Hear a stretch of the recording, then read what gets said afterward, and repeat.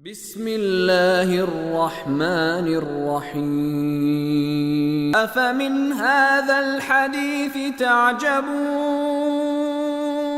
وتضحكون ولا تبكون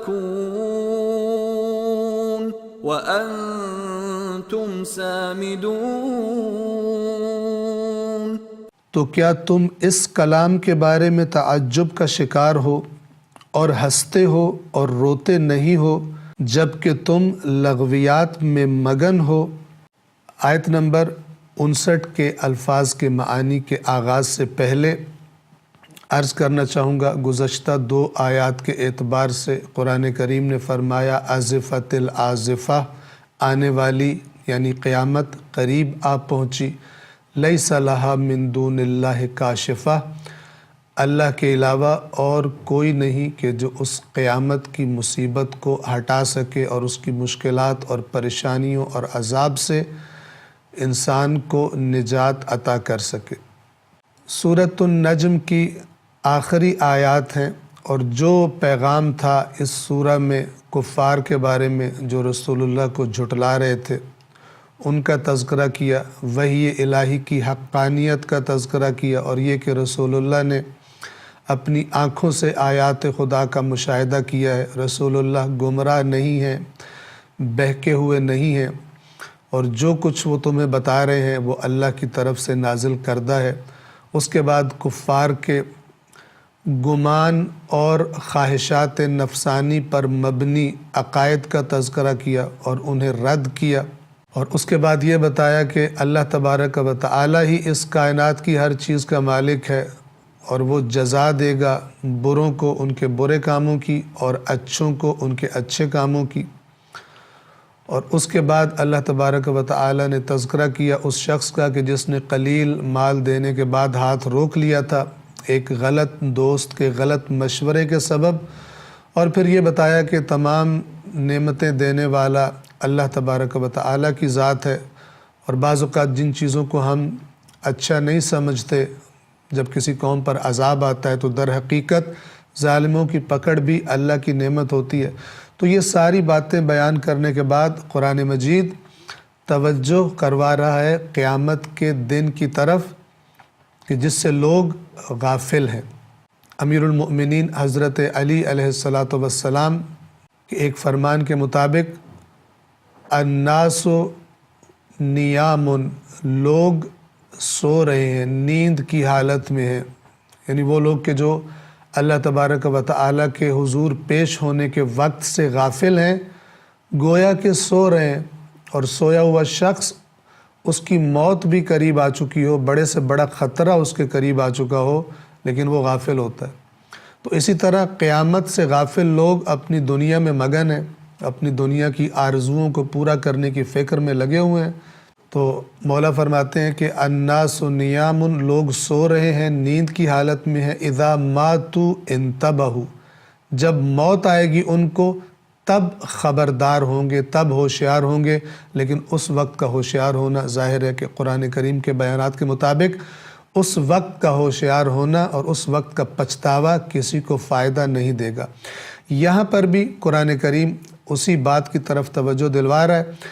قیامت سے غافل لوگ متوجہ ہو جائیں کہ قیامت قریب آ چکی ہے۔ ازفت الآزفہ، وہ جو قریب تھی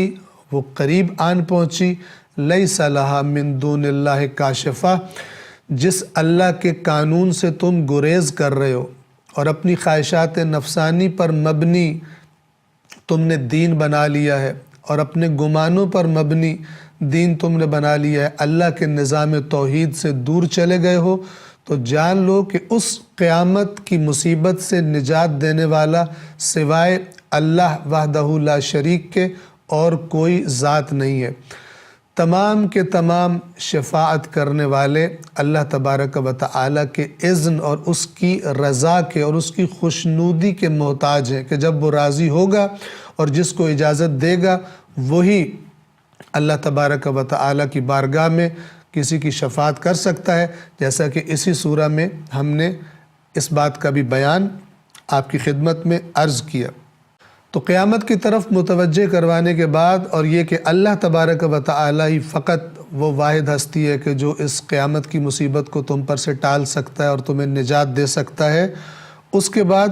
آیت نمبر 59، 60 اور 61 میں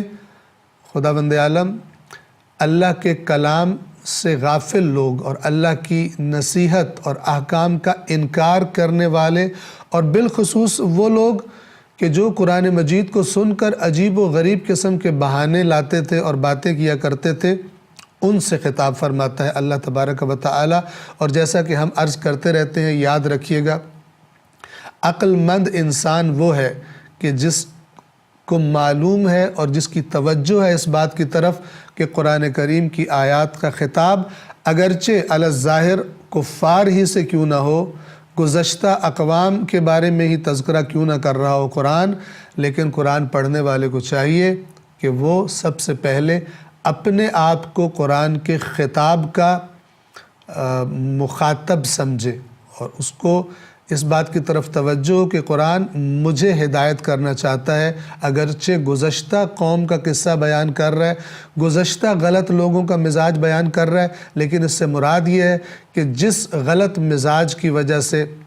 اور جن بہانوں کی وجہ سے اور جن نفس پرستیوں کی وجہ سے اور گمان پر مبنی عقائد اور نظریات کی وجہ سے گزشتہ لوگ ہلاک ہوئے تھے، قرآن پڑھنے والا اس ہلاکت کا شکار نہ ہو جائے۔ لہذا فرمایا کہ اَفَمِنْ هَذَا الْحَدِيثِ تَعْجَبُونَ، تو کیا تم اس حدیث، اس بات یعنی قرآن کریم کے بارے میں تعجب کا شکار ہو؟ وَتَضْحَكُونَ وَلَا تَبْكُونَ، اور اس کو تم نے ہنسی مذاق بنا رکھا ہے، ہنس رہے ہو تم اس کی باتوں پر، مذاق بناتے ہو۔ وَلَا تَبْكُونَ، اور روتے نہیں ہو، یعنی جو تمہاری حالت جس مقام پر تم کھڑے ہو، جہنم کے اس آگ کے گڑھے کے کنارے پہنچ چکے ہو، تمہیں تو رونا چاہیے۔ جو موت کے کنارے پہنچ چکا ہو اس کو تو رونا چاہیے نہ کہ اسے ہنسنا چاہیے، لیکن تم اپنی غفلت میں اس قرآن کا اور ہمارے نبی کا مذاق بنا رہے ہو، ایسا نہ کرو۔ وَأَنْتُمْ صَامِدُونَ، اور تمہاری حالت یہ ہے، تمہارا حال یہ ہے کہ تم بجائے صحیح حق بات کی طرف توجہ کرنے کے اپنی لغویات میں اور بیہودہ باتوں میں مگن ہو۔ تو یہ قیامت کے تذکرے کے بعد قرآن مجید نے ان 3 آیات میں خبردار کیا ہے کہ انسان ہوش میں آئے اور جس طرف وہ جا رہا ہے، جو انجام اس کا منتظر ہے، اس انجام کی اصلاح کی طرف توجہ کرے۔ انشاءاللہ آئندہ درس میں ان آیات کے ہم الفاظ کے معانی آپ کی خدمت میں عرض کریں گے۔ والسلام علیکم ورحمۃ اللہ وبرکاتہ۔